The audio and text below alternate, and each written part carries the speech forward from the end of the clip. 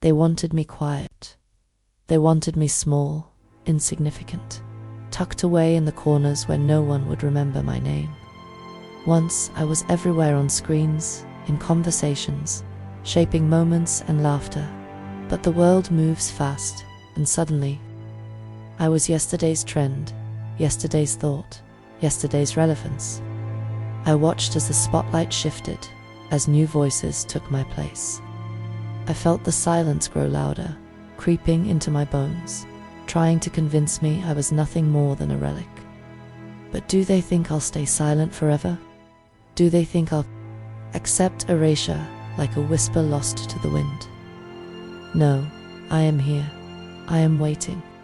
And one day, when they least expect it, I will return, not as a shadow, not as a memory, but as a force, as proof that nothing, no one, truly disappears.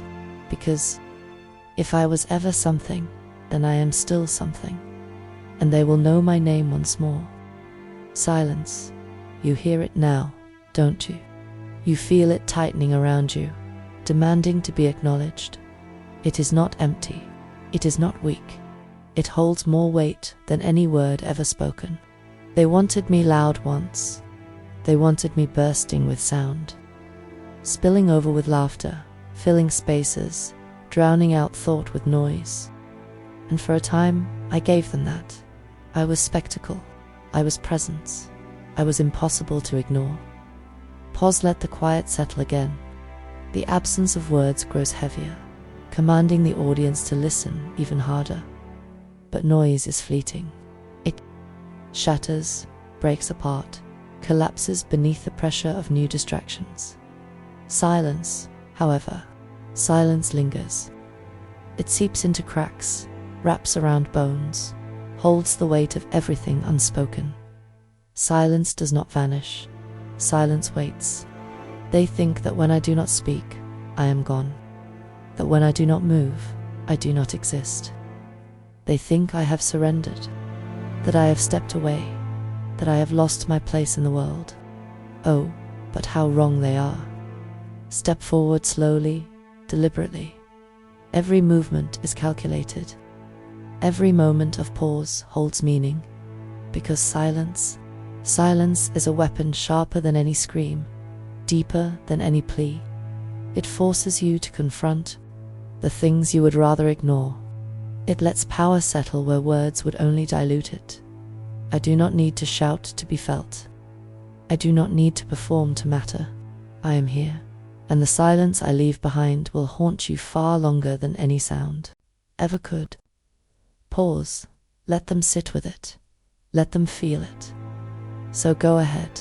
Forget my name. Forget my face. Forget the noise I once made. But remember this: when the world shifts, when the distractions fade, when the chaos dies down and all that remains is that quiet, I will still be here, watching, waiting, knowing that silence was never my weakness. My voice does not end with an explosion of words, ends with silence. I step back, leaving the audience to sit with the gravity of everything left unspoken. This is not just defiance, it's control. It's proof that silence, when wielded with intention, becomes something far more dangerous than the loudest voice in the room. Ah, silence. My old accomplice, my tormentor, my shield. You were my language, my prison, my art. In silence, I spoke in gestures and stolen glances, in the trembling tightrope of expectation. They watched, wide-eyed, breathless, waiting. I made them guess, and they adored the guessing. But silence is a fickle lover. When they no longer played the game, when the air between us grew stale, I felt it, how quickly quiet can turn to absence, to dismissal, to nothing. How the world moves on, uninterested in waiting for a mime to craft his next delusion.